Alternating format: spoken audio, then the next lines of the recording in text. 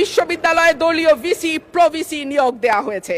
তিনি হলেন বিএনপির নির্বাচন পরিচালনা কমিটির সদস্য এবং একজন সোয়েটার ফ্যাক্টরির এমডি। যে কোনো দেশে কেন্দ্রীয় ব্যাংক হলো আর্থিক প্রতিষ্ঠানের নিয়ন্ত্রক সংস্থা। এটি সরকারের ব্যাংক হিসেবে কাজ করে। দক্ষিণ এশিয়ার দেশগুলোর দিকে তাকালে দেখা যায় কেন্দ্রীয় ব্যাংকে প্রিন্সটন বা ক্যালিফোর্নিয়া থেকে পিএইচডি করা উচ্চ ডিগ্রিধারী মানুষজন, অভিজ্ঞতা সম্পন্ন লোকজন নিয়োগ পেয়েছেন। অন্যদিকে বাংলাদেশে নতুন সরকার গঠনের পর যিনি নিয়োগ পেয়েছেন তিনি হলেন বিএনপির নির্বাচন পরিচালনা কমিটির সদস্য এবং একজন সোয়েটার ফ্যাক্টরির এমডি।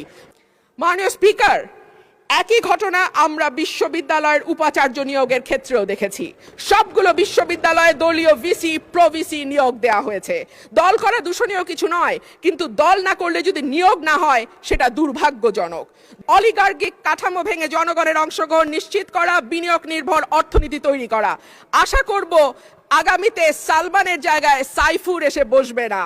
আশা করব বিনিয়োগ বান্ধব পরিবেশ তখনই হবে যখন আমরা আমলাতান্ত্রিক জটিলতা কমিয়ে বিদ্যুৎ গ্যাসের নিরবচ্ছিন্ন সরবরাহ নিশ্চিত করতে পারবো, ঘুষ দুর্নীতি কমিয়ে একটা ওয়ান স্টপ সার্ভিসের ব্যবস্থা করতে পারবো।